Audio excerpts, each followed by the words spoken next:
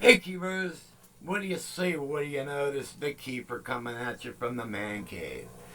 Well, I got some stuff to clue you all in on. The other day, I had to take my wife to the hospital. She hasn't been well the last couple of days, and so I took her to Jefferson Hospital, which is like the best around this area, southwest Pennsylvania. And they found out like she could hardly walk. She was slurring her words. Like I couldn't even understand what she was talking about. And and she's down 85 pounds. All right, she's a small girl to begin with, but 85 pounds, man, that's like too skinny. And well, it's way too skinny. And actually, she used to be heavyset. She had a gastric bypass surgery, and I think she was like around 200 pounds, and she went down to like 120, which was perfect. But then uh, I married a clumsy woman. All right, she fell down, broke her back. Another time she broke her hip. Another time she did this. Another time, I mean, it's just like really, I could write a book on all this crazy, stupid things Carol's been through. But I got her to the hospital, and she's doing a lot better. They've got a lot of tests. Turns out her potassium level is really low, and she don't have enough blood in her system. Low blood, whatever. I guess that's what they're saying. She had a small kidney stone, and they gave her some type of stent. And so I was with her last night. Then I stayed up. I couldn't go to sleep, because Carol's my soulmate. And so I crashed out at about 6. Then she called me at 10. And she sounded pretty good. Then they hurried up and whisked her away for more testing and stuff. And then I contacted her a little bit later. And she was pretty dope because they put her through a lot of testing today.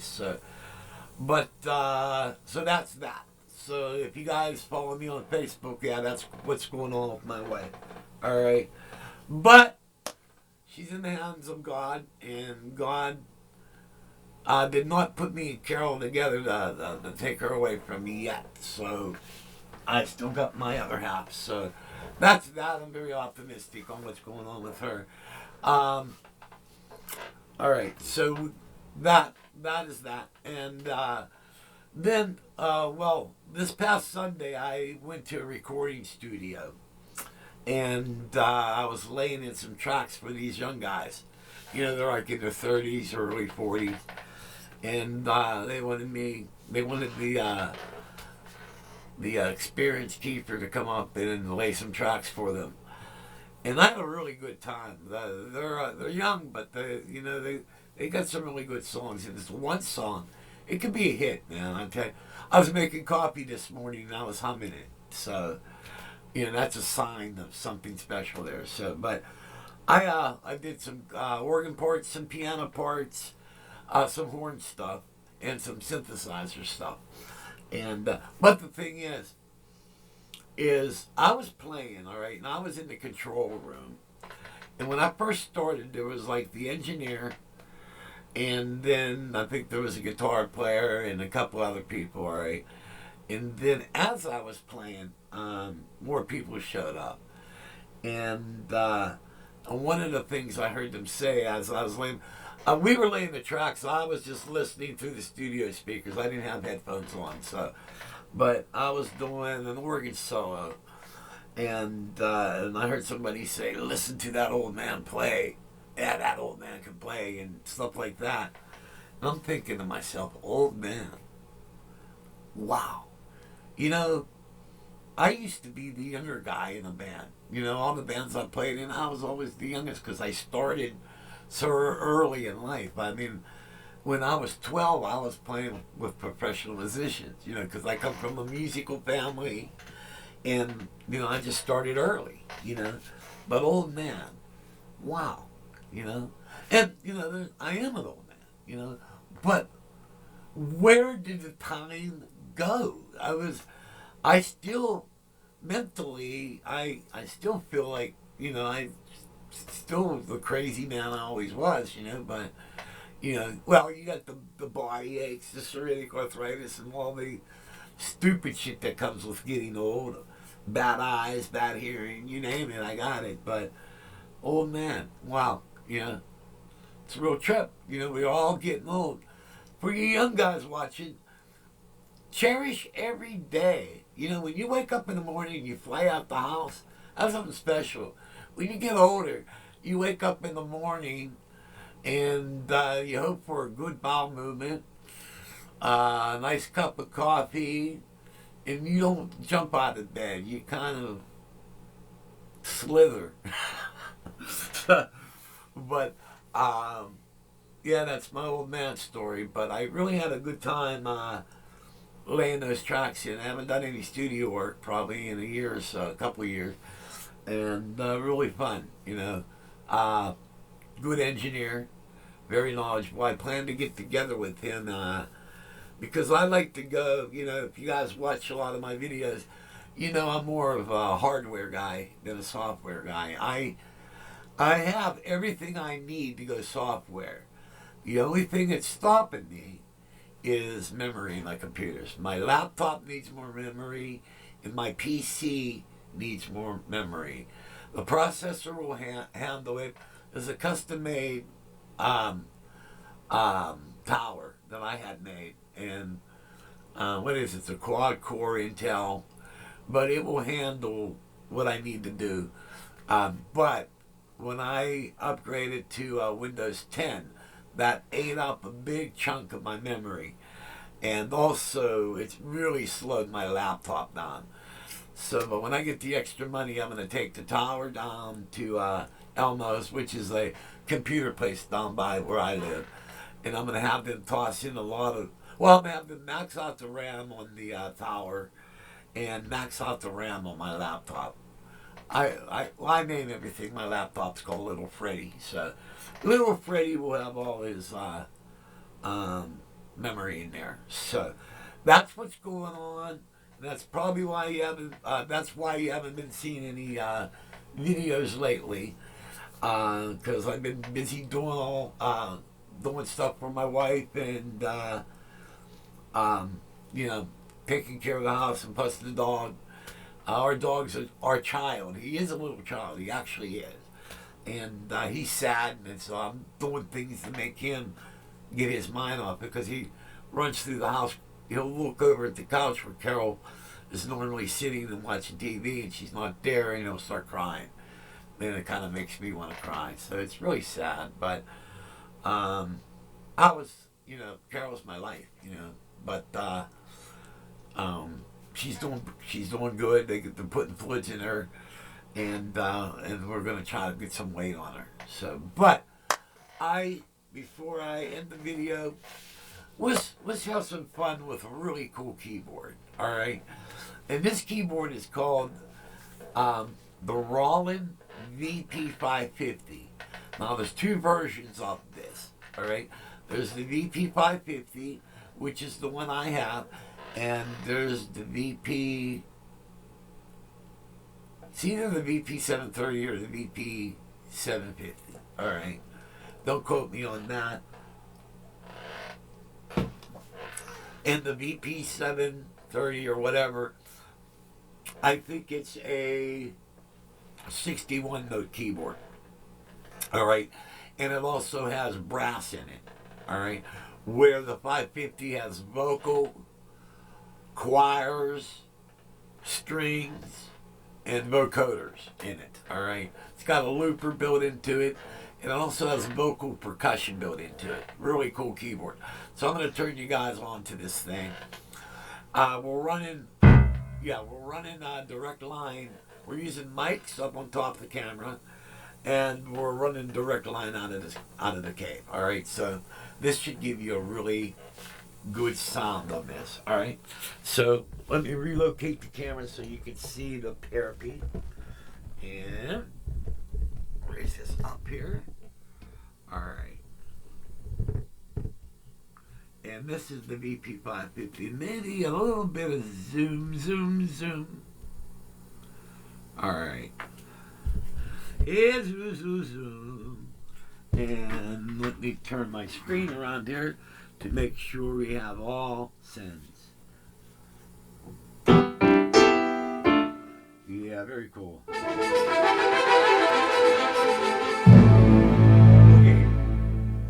And so you can put your vocal through here like that.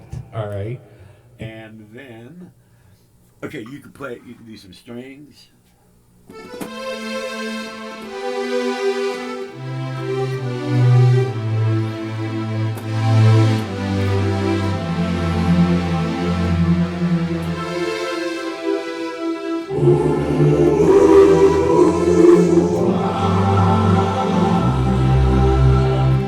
All I'm doing is ooh ah, and I'll do it real loud so you can. I'll just go ah, but you'll hear what the keyboard does. Ah! So you can do like I'm making a video for you to. It's a video I'm making just for you.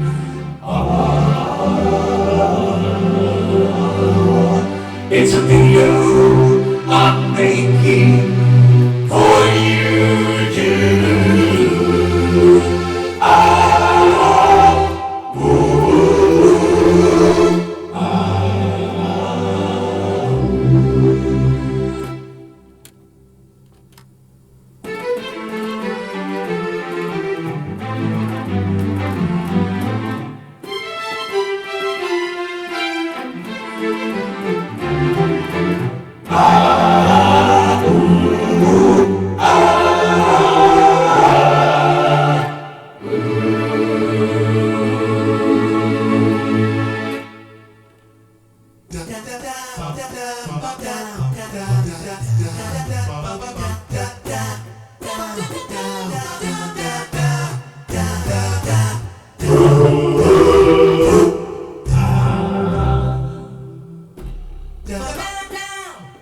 okay.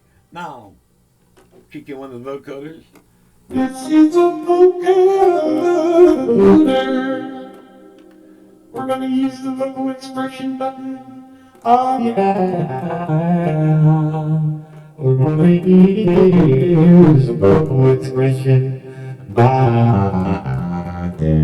Yeah. Vocal expression.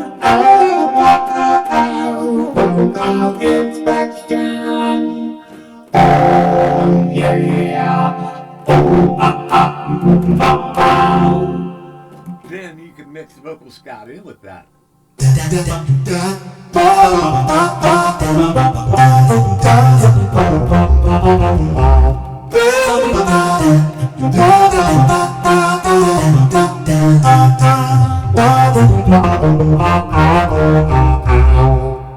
Alright, so then we can even kick in vocoder 2, which is this PRP. Vocal expression button is on. And we can drop it down an octave. Alright, if you want to talk like a Cylon, you can talk like a Cylon from Battlestar Galactica.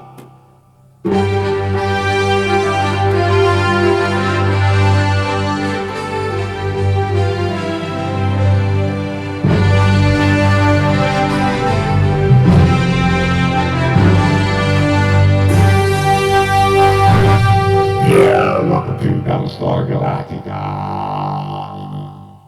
Raising up an octave.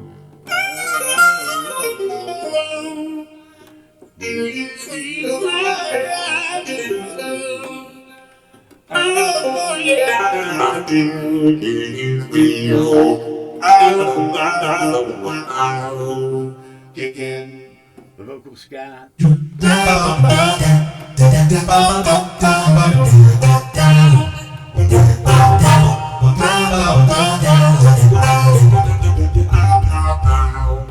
Very cool. And then you could also do things like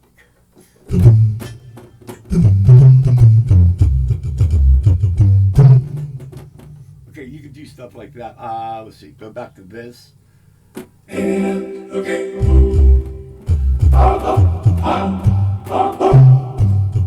And then really cool is if you had this.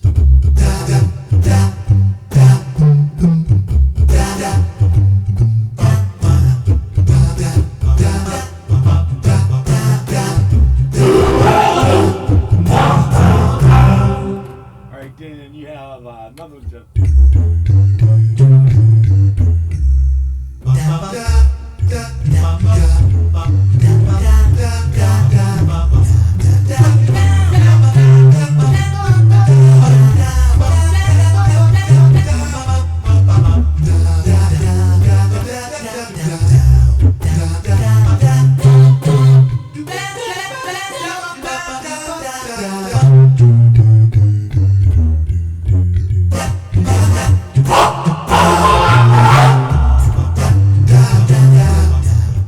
And then you have this one.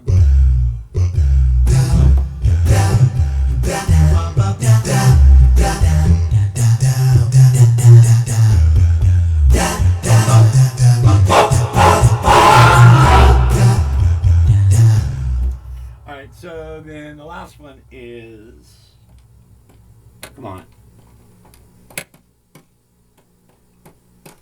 Why won't that button push?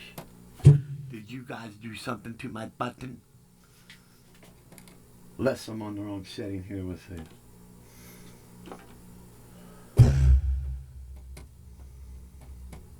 I must be doing something wrong. This last button. Oh, wait, there it goes.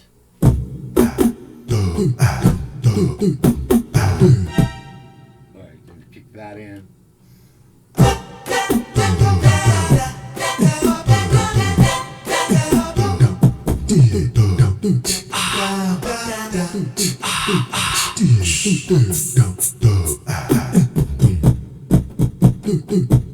Alright, so these are some of the cool things that that keyboard does.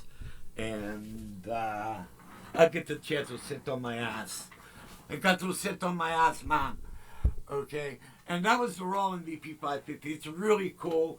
A lot of the recordings I used the vocal. I used that in also with the Digitech Vocals Live Pro. And I mix them both together. It's a great way to do like gang vocals and stuff like that. But I figured I'd show that keyboard. I've got a lot of videos on that. And you know what? Here's a story on this. When this,